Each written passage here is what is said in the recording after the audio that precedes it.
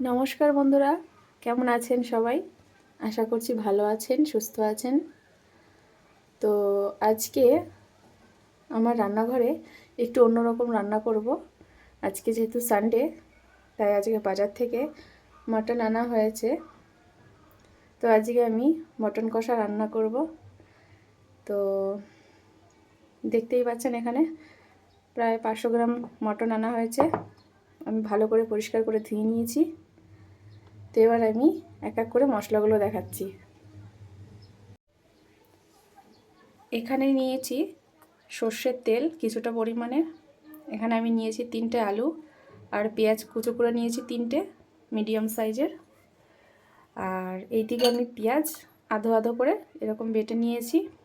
আর এখানে আছে লাল লঙ্কা, জিরে আমি একসাথে বেটে নিয়েছি। আর এখানে আছে টক দই। আর এইদিকে গোটা একটা টমেটো কুচি করে নিয়েছি। আর আছে আদা আর রসুন বাটা। তো এবারে মাংসটা ভালো করে ম্যারিনেট করে নেব। দিয়ে দেব টমেটো আর আদা রসুনটা, টক দই,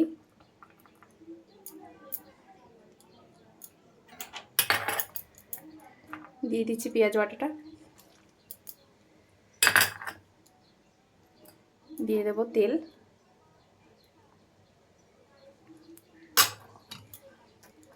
লঙ্কাটা দিয়ে দিচ্ছি,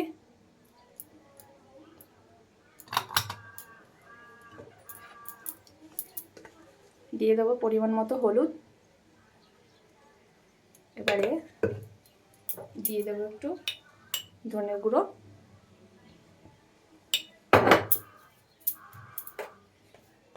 দিয়ে দেবো পরিমাণ মতো একটু নুন।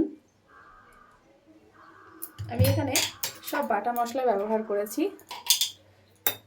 একটু কাশ্মীরি লঙ্কার গুঁড়ো দিয়ে দিলাম একটু।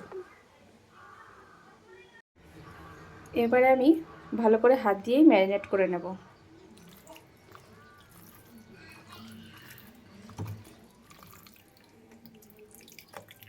তো মাংসটা আমার ম্যারিনেশন করা হয়ে গেছে। এবার আমি 30 মিনিটের জন্য রেখে দেব, যেহেতু আমার হাতে সময় খুব কম। রেডি। এবার আমি আলুগুলোকে ভেজে নেব। কড়াইটা গরম হয়ে গেছে। এবার দিয়ে দেব আমি সাদা তেল। আপনারা সর্ষের তেলও ইউজ করতে পারেন, তবে যে কোনো মাংসের ক্ষেত্রে সর্ষের তেলটাই আমি মনে করি বেস্ট। দিয়ে দেবো আলু। আমি এখানে 3টে ছোট আলু নিয়েছি, যেহেতু আমি আলু বেশি একটা পছন্দ করি না, তাই অল্প করে দিলাম। এবার আমি নুন আর হলুদ দিয়ে দেব পরিমাণ মতো। নুনটা দিয়ে দিচ্ছি একদম অল্প পরিমাণের, আর একটুখানি হলুদ। এবার একটু নেড়ে চেড়ে দেবো।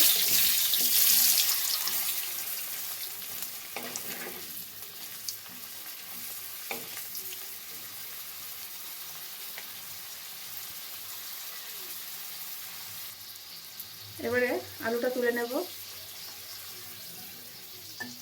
এবার আমি যে পেঁয়াজ কুচিয়ে রেখেছিলাম 3টে, সেই পেঁয়াজটা ভাজা করব। পেঁয়াজটা ভেজে নিচ্ছি আমি, বেরেস্তা বানিয়ে নেব এটা।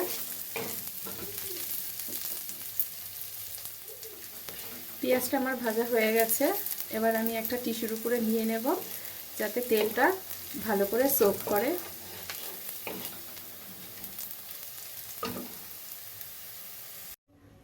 ঠিক এইরকম আমি ছড়িয়ে দিয়েছি। এবার আমি মাটনটা রান্না করব, আপনারা দেখতে থাকুন। দিয়ে দেব জিরে, গোটা তেজপাতা আর একটা লাল লঙ্কা।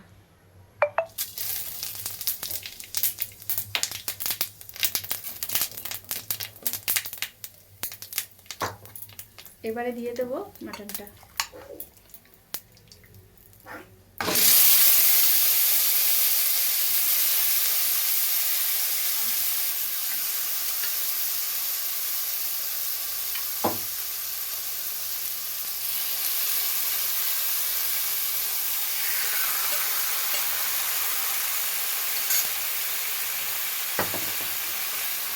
এবার একটু নেড়ে চেড়ে দেবো।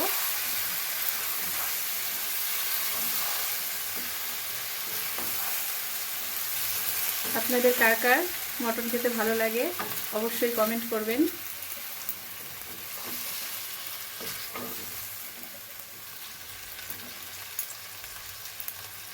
এবার আমি কিছুক্ষণ নেড়ে চেড়ে ঢেকে দেব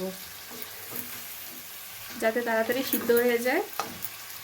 এরপরে ভালো করে কষানো হয়ে গেলে আমি প্রেসার কুকারে বসিয়ে দেব। তো এবারে মটনটা আমার দেখুন কষানো হয়ে গেছে, তেলটা প্রায় ছেড়ে দিয়েছে। এবার আমি এটাকে নামিয়ে নেব, নামিয়ে প্রেসার কুকারে দিয়ে দেব।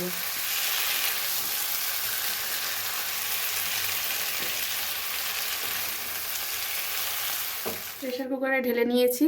এবার দিয়ে দেবো একটুখানি পরিমাণের গরম জল। তবে আমি এটাকে যেহেতু কষা করব, তাই আমি বেশি জল দেব না। কমপক্ষে 8 থেকে 10টা সিটি আমি দিয়ে নিচ্ছি। তো 10টা সিটি দিয়ে নিয়েছি। এই যে দেখুন আমার মটনটা প্রায় কষা কষা হয়ে গেছে।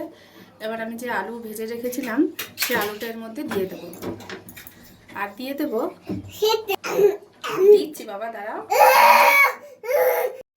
দিয়ে দিচ্ছি ভেজে রাখা পেঁয়াজটা।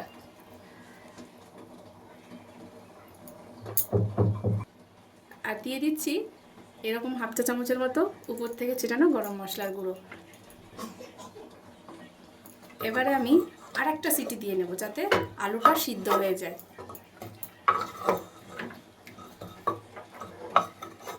রেডি আমার মাটন কষা রেসিপিটি। তো আজকে রান্নাটা যদি আপনাদের ভালো লেগে থাকে তাহলে অবশ্যই লাইক কমেন্ট শেয়ার করবেন, আমার পাশে থাকবেন। আর আপনারাও বাড়িতে এরকম ট্রাই করবেন, কীরকম হয়েছে অবশ্যই আমাকে জানাবেন। সবাইকে অসংখ্য ধন্যবাদ আমার পাশে এতক্ষণ থাকবার জন্য।